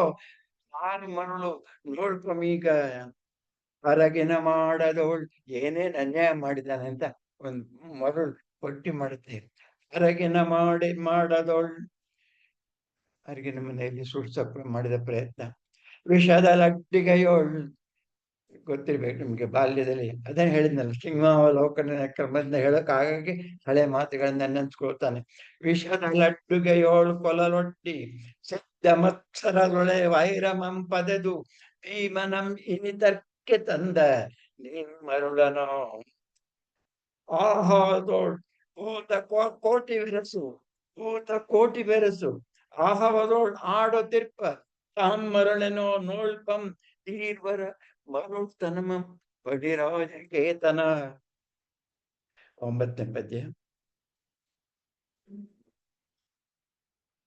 ಇದನ್ನ ಹಳಗ ಅಂತ ಅವನು ಮುಂದಕ್ಕೆ ಹೆಚ್ಚು ಎಷ್ಟು ನಾಟಕೀಯವಾಗಿ ಬರೀತಾನೆ ಅಂತೇಳಿ. ಕನ್ನಡ ಕಾವ್ಯಗಳಲ್ಲಿ ನಾಟಕೀಯವಾದ ರಚನೆ ಬಹುಶಃ ಮೊದಲನೇದು ಇದು ಅಂತ ಕಾಣುತ್ತೆ. ಸಾರಿ, ಬ್ಯಾಟ್ರಿ ಲೋ ಆಗಿತ್ತು, ಕನೆಕ್ಟ್ ಮಾಡ್ಕೊಂಡೆ ಕರೆಂಟಿಗೆ. 3 ನಿಮಿಷ ಲೇಟ್ ಆಯ್ತು. ನಾನು 9ನೇ ಪದ್ಯ ಓದ್ತಾ ಇದ್ದೇನೆ, 26ನೇ ಪುಟ. ಕೇಳ್ತಾ ಇದೆ ಅಲ್ವಾ ಅಪರ್ಣ? ಕೇಳ್ತಿದೆ ಅಣ್ಣ. ಹಾ, ಕೇಳ್ತಿದೆ, ಚೆನ್ನಾಗೇ ಕೇಳಿಸ್ತಿದೆ. Thank you. ನುಡಿಯದೆ ಪೋಗಲಿ ಎನೆ ಪೋದೊಡೆ ದುರ್ಜಟಿಯಾಣೆ ಮೀರಿ ಪೋಗೆ ಕಲಿ ಭೀವನಾಣೆಯನೆ ದುರ್ಜಟಿಯಾಣೆಗೆ ನೊಂದು. ದೇವರಾಣೆ ಎಂದಾಗ ಹೆದರಿ ಒಂದೆನ್ ತಿಂತ, ಆದರೆ ಭೀಮನಾಣೆ ಕೂಡಲೇ ಮುಳಿದಟ್ಟಿ ಕುಟ್ಟಲರಸಂ ಗದೆಯಂಕೊಳೆ. ಕೋಪದಿಂದ ದೆವ್ವವನ್ನು ಪಿಶಾಚಿಯನ್ನು ಹೊಡೆಯಕ್ಕೆ ಹೋಗ್ತಾನೆ. ಭೂತ ಕೋಟಿಯಂ ಬಡಿಗೊಳೆ. ಆ ದೆವ್ವಗಳು ಕೂಡ ಪಿಶಾಚಿಗಳು ಕೂಡ ದೊಣ್ಣೆ ತಗೊಂಡಾಗ ಸಂಜಯಂ ನಯದೆ ಬಗ್ಗಿಸಿದಂ ಪಣಿರಾಜ ಕೇತನಂ. ಪಕ್ಕದಲ್ಲಿ ಮಂತ್ರಿ ಸಂಜಯ ಇದ್ದಾನೆ.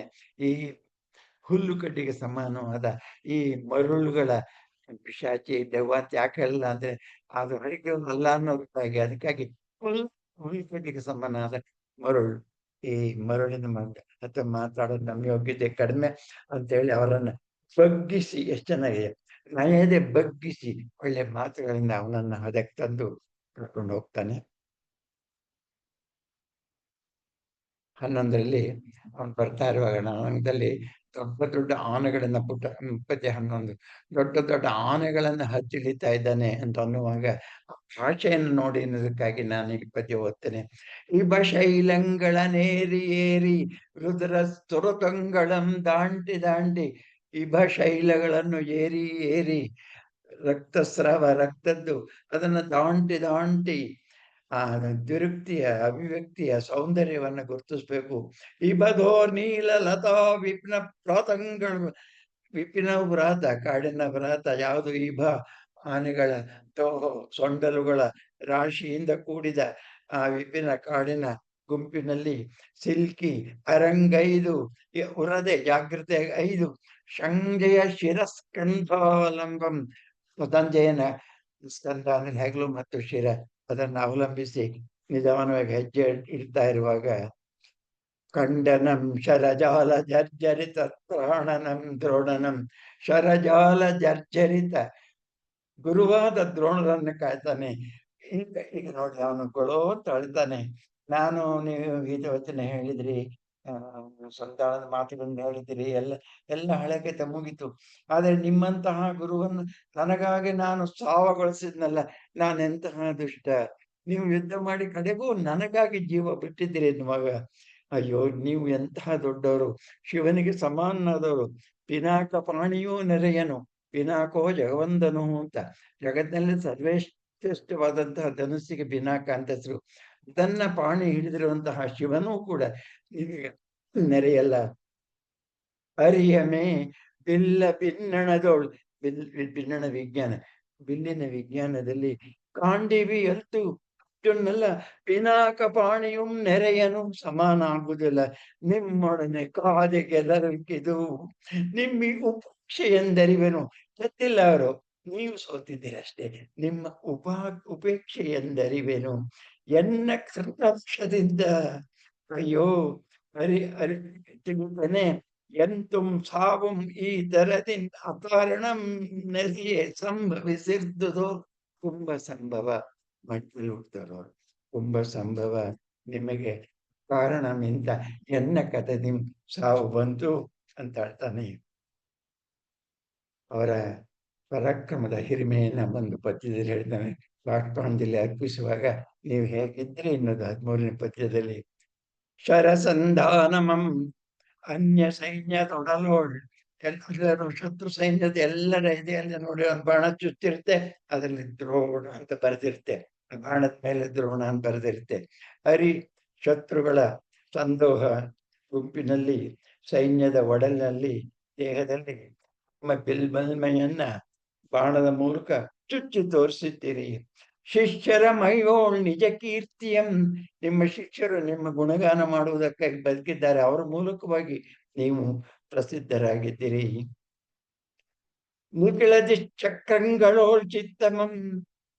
ಹರಪಾದಂಬುಜ ಯುಗ್ಧದೋಳ್ ನಿರಿಸಿದಂ. ಚಾಪಾಗಮಾಚಾರ್ಯರೋಳ್. ಚಾಪ ಆಗಮ ವಿದ್ಯದಲ್ಲಿ ಆಚಾರ್ಯರಾಗಿರುವ ದೊರೆಯಾರೆಂಬಿನಂ. ನಿಮಗೆ ಸಮಾನ ಯಾರು ಅನ್ನೋ ಹಾಗೆ ಅಣ್ಮಿ ಪರಾಕ್ರಮವನ್ನು ತೋರಿ. ಸತ್ತ ಅಳವು ಇದೆ ದ್ರೋಣಂಗೆ ಸಮನ ಮೈವೆತ್ತುದೋ. ಅಳವು ಪರಾಕ್ರಮ ಇಂತಹ ಅಪಾರವಾದಂತಹ ಶೌರ್ಯವನ್ನು ತೋರಿ ಸಾಧಿಸುವ ನಿಮ್ಗೆ ಇಂತಹ ಸಾವು ಬರಬಾರ್ದಾಗಿತ್ತು. ಅಯ್ಯೋ ಬಂದೆ ಅಂತೇಳಿ ಅಳ್ತಾ ತಲೆ ಚಚ್ಕೊಂಡು ನೋಡಕ್ಕಾಗದೆ, ಸಂಜಯ ಹೋಗೋಣ ಬೇರೆ ಕಡೆ ಪಕ್ಕಕ್ಕೆ ಹೋಗ್ತಾರೆ. ಅಭಿಮನ್ಯುವನ್ನ ನೋಡ್ತಾನೆ. ಕಾಲಿನ ಒದಿಬೇಕು, ಯಾಕೆಂದ್ರೆ ಶತ್ರು ಸೈನ್ಯದ ನಾಯಕನೊಬ್ಬನ ಮಗ, ಅರ್ಜುನನ ಮಗ. ಆದರೆ ದುರ್ಯೋಧನನ ಸ್ವಭಾವ ಏನು ಅಂತ ನನಗೆ ಗೊತ್ತಿದೆ. ಅವನು ಅಭಿಮನ್ಯನ ಕ್ಷಣ ಅನ್ಕೊಂಡು ಅಂತ ಕಾಲಿನಲ್ಲಿ ಒದಲಿಲ್ಲ, ಕೈ ಮುಗಿದು ಕಾಲಿಟ್ಕೊಂಡ. ಎಂಥ ಶೌರ್ಯ ಪರಾಕ್ರಮ ತೋರಿದೆಯೋ ಪಾಪು. ನೀನು ಅರ್ಜುನನಿಗೆ ಮಗನಾದ ಹಾಗೆ ನನಗೂ ಮಗನೇ, ನನ್ನ ಮಗನಾದ ನೀನು ಅಪಾರವಾದ ಶೌರ್ಯವನ್ನ ತೋರಿ ಜೀವ ಬಿಟ್ಟಿದ್ದೆ. ನಿನ್ನಂತ ಶೌರ್ಯ ತೋರಿ ಜೀವ ಬಿಡುವುದು ಸ್ತ್ರೀಯರಿಗೆ ಆದರ್ಶವಾಗ್ತದೆ. ನಿನ್ನ ಮಿನಿತಂ ಪ್ರಾರ್ಥಿಸುವೆಲ್ಲ ಅಭಿಮನ್ಯು. ನಿನ್ನ ಸಾಹಸದೊಳ ಐಕದೇಶ ಮೆನಗಕ್ಕೆಗಡ.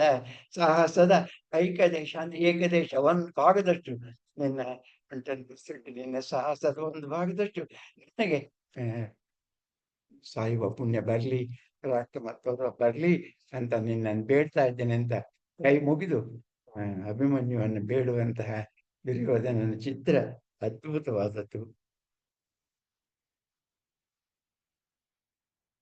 15 ಪುಟ 28.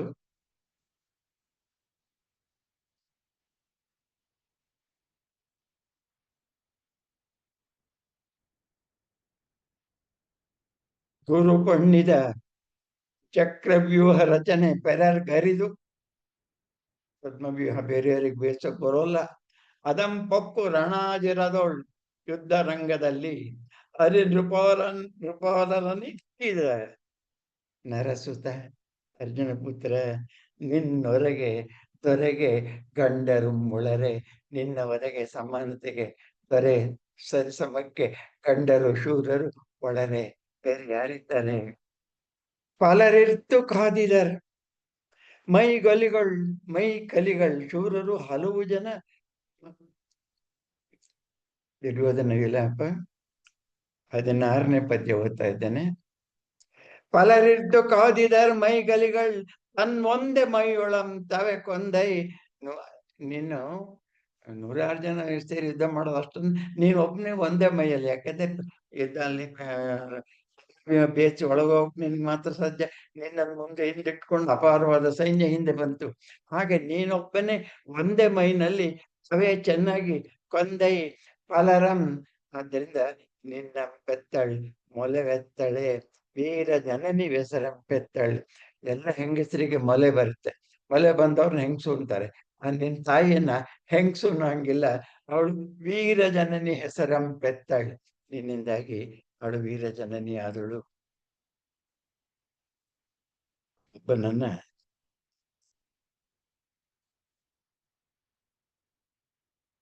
ಅಯ್ಯಯ್ಯೋ, ನಾನು 20 ಜನ ಸಿಗ್ತಲೇ ಇಲ್ಲ. ನಿನ್ನನ್ನು ಹಿತ ಪ್ರಾರ್ಥಿಸುವೆನ ಅಭಿಮನ್ಯು ಎಲ್ಲೋಯ್ತು. ಕಂಡನ ಅಭಿಮನ್ಯುವನ ಆಜವೀರನಂ 14 ಗಂಡರು 16 ಶೂರ. ಇಲ್ಲೇ ಇದೆ 17ನೇ ಪದ್ಯ. ಅಸಮಬಲ ಭವದ್ವಿಕ್ರಮ. ಅಸಮಬಲ ಹೋಲಿಕೆ, ನಿನ್ನನ್ನು ಹೋಲಿಕೆ ಇನ್ನೊಂದು ಕೊಡೋದಕ್ಕೆ ಇನ್ನೊಂದು ಜನ ನಿನ್ನಷ್ಟು ಶೂರಿಲ್ಲ. ಭವತ್ ನಿನ್ನ ವಿಕ್ರಮ ಶೌರ್ಯಕ್ಕೆ. ಅಸಂಭವಂ ಪೆರರ್ಗೆ ನಿನ್ನ ನಿನಿತಂ ಪ್ರಾರ್ಥಿಸುವೆನ ಅಭಿಮನ್ಯು. ಇನಿತಂ ಇಷ್ಟು ಮಾತ್ರ ನಿನ್ನನ್ನು ಕೈ ಮುಗಿದು ಬೇಡುತ್ತೇನೆ. ನಿಜ ಸಾಹಸ ಏಕದೇಶದಷ್ಟು ಅನುಮರಣ ಮೆನಗ ಕೆಗಡ. ನೀನೇಕ್ ಸತ್ಯ ಹಾಗೆ ನಿನ್ನಂತೆ ಸಾಯುವಂತೆ ನನಗೆ ಅನುಗ್ರಹ ಮಾಡುವಂತ 3 ಸೋಳು ಹಣಕ್ಕೆ ಬಲ ಬಂದು ಸುತ್ತಿ ನಮಸ್ಕಾರ ಮಾಡ್ತಾನೆ. ಪಕ್ಕದಲ್ಲಿ ತನ್ನ ಮಗ ಲಕ್ಷಣ ಕುಮಾರನನ್ನು ನೋಡ್ತಾನೆ. ಅಭಿಮನ್ಯುವನ್ನು ಕಂಡ ದುಃಖಕ್ಕಿಂತ ಕಡಿಮೆನೆ, ಆದ್ರೂ ಮಗ ಸತ್ತಿದ್ದಾನೆ. ಅಯ್ಯೋ, ಮಕ್ಕಳು ಅಪ್ಪಂದ್ರಿಗೆ ಶ್ರಾದ್ದ ಕರ್ಮ ಮಾಡ್ತಾರೆ, ಆದ್ರೆ ಮಗು ನಿನಗೆ ನಾನು ಎಳ್ಳು ನೀರು ಕೊಡೋ ಹಂಗಾಯ್ತಲ್ಲ. ಎಷ್ಟು ಹೃದಯ ಕಿತ್ತು ಬರುತ್ತೆ ಈ ಮಾತನ್ನು ಕೇಳುವಾಗ. ಜನಕಂಗೆ ಜಲಾಂಜಲಿಯಂ ತನೂಭವಂ ಕೊಡುವುದು ಉಚಿತಂ. ಎಳ್ಳು ನೀರು ಬಿಡೋದು, ಮಕ್ಕಳು ಬಿಡೋದು ಸರಿ, ಅದು ಕೆಟ್ಟೀಗಳ್ ನಿನಂಗೆ ನಾಂ ಕೊಡುವಂತಾದುದೇ ತನೂಜ. ನೀ ಕ್ರಮ ವಿಪರ್ಯಯಂ ಮಾಡುವುದೇ ದೋಷ ಮಾಡು. ಸರಿನಾ? ಇದೇ ಮಾತನ್ನ ದುಶ್ಯಾಸನ ಕಂಡಾಗ್ಲೂ ಹೇಳ್ತಾನೆ. ಇಬ್ರು ಎಲ್ಲದಕ್ಕೂ ನಾನು ಮೊದಲು ಆಮೇಲೆ ನೀನು, ಆದ್ರೆ ನೀನೀಗ ಕ್ರಮ ವಿಪರ್ಯಯಂ ಮಾಡಿ ನನಗಿಂತ ಮುಂಚೆ ಸತ್ಬಿಟ್ಟಲ್ಲ ಅಂತ ಆಳ್ತಾನೆ. ಬರ್ತದೆ ನನಗಾಗಿ ಈ ಸಾವಿರ ಜನ ನೃಪಸುತರ ಇಳ್ಕಾಡಿದರೆ. ಈ ನೋಡ್ತಾ ಬರುವಾಗ ತನ್ನ ತಮ್ಮನ ಹೆಣವನ್ನ ನೋಡ್ತಾನೆ. ಹೆಣ ನೋಡ್ತಾನೆ, ಅಲ್ಲೇನಿದೆ? ಬಾಡಿ ಇಲ್ಲ, ರಕ್ತ ಇಲ್ಲ, ಮಾಂಸ ಇಲ್ಲ, ಎಲ್ಲ ಭೀಮನ ಹೊಟ್ಟೆ ಒಳಗೆ. ಎಷ್ಟು ಚೆನ್ನಾಗಿದೆ ಈ ಪದ್ಯ ಅಂದ್ರೆ, ಅವನ ದೇಹ ಪಂಚತ್ವ ಹೊಂದಿತು. ಪಂಚತ್ವ ಅಂದ್ರೆ ಪಂಚಭೂತಗಳಲ್ಲಿ ಸೇರಿ ಹೋಗೋದು. ಅಂದ್ರೆ ನಾವು ಪಂಚಭೂತಗಳಿಂದ ಆಗಿರೋ ಈ ದೇಹ ಪಂಚಭೂತಗಳಲ್ಲಿ ಲೀನವಾಗೋದಕ್ಕೆ ಸಾವು ಅಂತಾರೆ. ನೀನು ಪಂಚಭೂತಗಳಲ್ಲಿ ಸೇರಿದ್ದೆ ಹೇಗೆ? ನಿಜ ಜೀವಂ ಪರಲೋಕದೋಳ್ ನಂಬರ್ 1. ನಿಜ ಮಾಂಸಂ ಪಿಶಾಚಾಸ್ಯದೋಳ್ ಹಾಸ್ಯ ಮುಖ 2. 3ನೇದು ನಿಜ ರಕ್ತಂ ರಿಪು ಕುಕ್ಷಿಯೋಳ್ ರಕ್ತ ಭೀಮನ ಹೊಟ್ಟೆ ಒಳಗೆ. 4ನೇದು ನಿಜ ಶಿರಂ ನಕ್ತಾಂಚರಿ. ನಕ್ತ ಅಂದ್ರೆ ರಾತ್ರಿ, ನಕ್ತಂಚರಿ ರಾತ್ರಿಯಲ್ಲಿ ಓಡಾಡೋರು ರಾಕ್ಷಸರು. ನಿನ್ನ ತಲೆ ನಕ್ತಂಚರಿ ಹಸ್ತದೋಳ್. ನಿಜ ಕಾಯಂ ಕುರು ಭೂಮಿಯೋಳ್ ನೆಲೆಸೆ ಗಾಂಧಾರೀಜ. ದುರ್ಯೋಧನಾನುಜ ದುಶಾಸನ ಭೀಮ ಗದಯಿಂ ಪಂಚತ್ವಮಂ ಹೊರ್ದಿದೈ. ನಿನ್ನಣ್ಣ ನಾನು ಅಂತ ನನ್ನನ್ನು ಎಷ್ಟು ಪ್ರೀತಿಯಿಂದ ನೀನ್ ಕಂಡೆ. ನಾನು ನಿನಗೆ ಏನ್ ಮಾಡಿದೀನಿ ಹೇಳು? ಕಡೆ ಪಕ್ಷ ಈ ರಣರಂಗದಲ್ಲಿ ನೀನೀಗ ಸತ್ತಿದ್ದೀಯಲ್ಲ, ನನ್ನ ಕೊಂದವನು ಸುಖವಾಗಿ ಓಡಾಡ್ಕೊಂಡಿದ್ದಾನೆ. ಅವ್ನು ಮೀನಾಕ್ಷಿ ಭವನದಲ್ಲಿ ಮಸಾಲೆ ದೋಸೆ ತಿನ್ನಕ್ ಹೋಗಿದ್ದಾನೆ. ನೀನಿಲ್ಲಿ ನನ್ ಕಂಡದ್ರಲ್ಲಿ ಸತ್ ಬಿದ್ದಿದ್ಯಾ? ನಿನ್ನ ಕೊಂದವನನ್ನ ಹೋಗಿ ಹಿಡ್ಕೊಂಡ್ ಕೊಲ್ಲೋದು ನನ್ ಧರ್ಮ ಆಗಿತ್ತು. ಅದು ಬಿಟ್ಟು ನಾನಿಲ್ಲಿ ಪುರಾಣ ಹೊಡಿಯಕ್ ಬಂದಿದ್ದೀನಿ ಅಂತ ತನ್ನನ್ನು ತಾನು ಬೈಕೋತಾನೆ. ನಿನ್ ಕೊಂದಂ ಗಡ ಒಳಂ ಒಳಂ ಅಂದ್ರೆ ಇದ್ದಾನೆ. ಕೊಂದವನ ನಿಕ್ಕಿ ಕೊಲ್ಲದೆ ಮಾಡ್ದು ಆ ಮಿನ್ನು ಮೊಳೆಮ್ಮವನನ್ನ ಶತ್ರುವನ್ನ ಕೊಲ್ಲದೆ ನಾನು ಬದುಕಿದ್ದೇನೆ. ಆ, ಈ ಯೋಗ್ಯತೆಯನ್ನು ನೋಡು ಸಾಲದೆ ನಿನ್ನೆಯ ಕೂರ್ಮೆಗಂ ಅದೆನ್ನ ಸೌಧರ್ಮಿಕಗಂ ನಿನ್ನ ಪ್ರೀತಿಗೂ ನನ್ನ ಸಜ್ಜನಿಕೆಗೂ ಆಹಾ ಹೋಲಿಕೆ ನೋಡು ಅಂತೇಳಿ ಎಂದೂ ವಿನಯವನ್ನ ನೀನು ಮೀರಲಿಲ್ಲ. ಬಾಲ್ಯತ್ವದಿಂದೆಲ್ಲಿಯೂ ವಿನಯೋಲ್ಲಂಘನ ಮಾಡುವುದಿಲ್ಲ. ಮರಣಕ್ಕೆ ಎನ್ನಿಂದ ನೀ ಮುಂಚಿದೆ ಭಾವಸ್ವ ಮಾಧವ ಶಾಸ್ತ್ರಿ.